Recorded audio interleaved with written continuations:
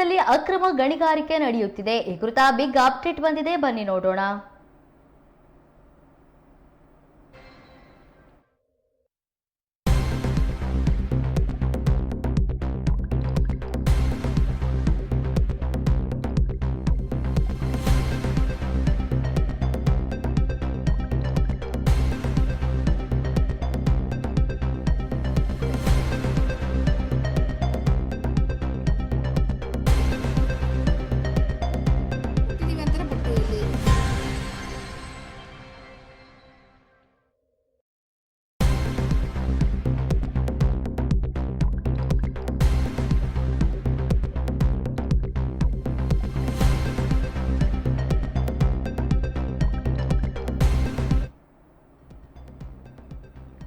ಶಿವಮೊಗ್ಗದಲ್ಲಿ ಅಕ್ರಮ ಗಣಿಗಾರಿಕೆ ನಡೆಯುತ್ತಿದೆ ಎಂದು ಅಧಿವೇಶನದಲ್ಲಿ ಶಾಸಕಿ ಶಾರದಾ ಪೂರ್ಯನಾಯ್ಕ್ ಈ ಬಗ್ಗೆ ಪ್ರಶ್ನೆಯನ್ನ ಮಾಡಿದ್ದಾರೆ. ಕ್ರಮ ಕೈಗೊಳ್ಳುವಂತೆ ಗಣಿ ಸಚಿವರಿಗೆ ಸೂಚನೆಯನ್ನ ನೀಡಿದ್ದಾರೆ. ಕಲಾಪದಲ್ಲಿ ಅಧಿಕಾರಿಗಳ ವಿರುದ್ಧವೂ ಕೂಡ ಆರೋಪವನ್ನ ಮಾಡಲಾಗಿದೆ.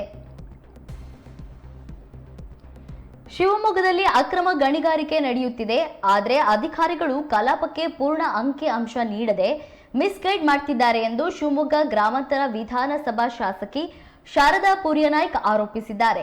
ಈ ಬಗ್ಗೆ ಗಣಿ ಮತ್ತು ಭೂ ವಿಜ್ಞಾನ ಹಾಗೂ ತೋಟಗಾರಿಕಾ ಸಚಿವರಾದ ಎಸ್ ಮಲ್ಲಿಕಾರ್ಜುನ ಅವರಿಗೆ ಪ್ರಶ್ನೆ ಮಾಡಿ ಉತ್ತರ ನೀಡುವಂತೆ ಕೋರಿದ್ದಾರೆ. ಸದ್ಯ ಈ ಬಗ್ಗೆ ಸಚಿವರು ಏನು ಉತ್ತರ ಕೊಟ್ಟಿದ್ದಾರೆ ನೋಡ್ಕೊಂಡು ಬನ್ನಿ. ಲಿಸ್ಟ್ ಕಾಣ್ತಾ ಇಲ್ಲ ಒಂದು ಅಧ್ಯಕ್ಷ. ಇನ್ನೊಂದು, ನಮ್ಮಲ್ಲಿ ಸರ್ಕಾರಿ ಮತ್ತು ಖಾಸಗಿ ಕಲ್ಲು ಕೋರೆ ಮತ್ತು ಮರಳು ಘಟಕಗಳ ಬಗ್ಗೆ ಕೇಳಿದ್ದೆ.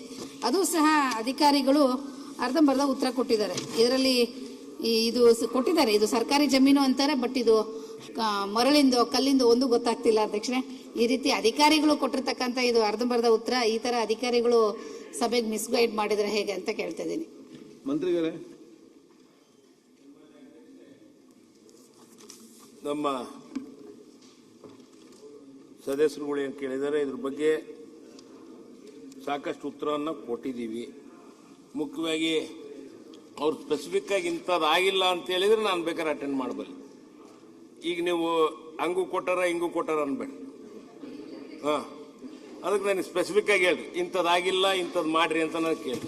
ಅಲ್ಲ ಸರ್, ನಾನು ಕೇಳಿದ್ದು ಸ್ಪೆಸಿಫಿಕ್ ಆಗಿನೇ ಕೇಳಿದೆ. 2023ರಿಂದ ಈವರೆಗೆ ಎಷ್ಟು ಅನುದಾನ ಬಂದಿತ್ತು ಅಂತ ಹೇಳಿ ಅದ್ರ ಲಿಸ್ಟ್ ಅನ್ನು ಕೇಳಿದೆ. ಅದನ್ನ ಕೊಟ್ಟಿಲ್ಲ ಅವರು ಅಂತ ನಿಮ್ಗೆ ಹೇಳ್ತಾ ಇರೋದು. ಈಗ ಅದ್ರ ಬಗ್ಗೆ ಶಿವಮೊಗ್ಗ, ಭದ್ರಾವತಿ, ತೀರ್ಥಹಳ್ಳಿ ಅದ್ರ ಬಗ್ಗೆ ಎಲ್ಲ ಸಾಕಷ್ಟು ಅದು ಕೊಟ್ಟಿದ್ದಾರೆ ಅಧ್ಯಕ್ಷ. ಲಿಸ್ಟ್ ನೋಡಿ, ಅನುಬಂಧ ಕೊಟ್ಟಿದ್ದಾರೆ ನೋಡಿ ಸರ್. ಅದ್ರಲ್ಲಿ ನೋಡಿ, ಅದರಲ್ಲಿ ಬರೀ 22ವರೆಗೂ ಮಾತ್ರ ವರ್ಕ್ ಲಿಸ್ಟ್ ಇದ್ರಲ್ಲಿದೆ. ಅನುಬಂಧ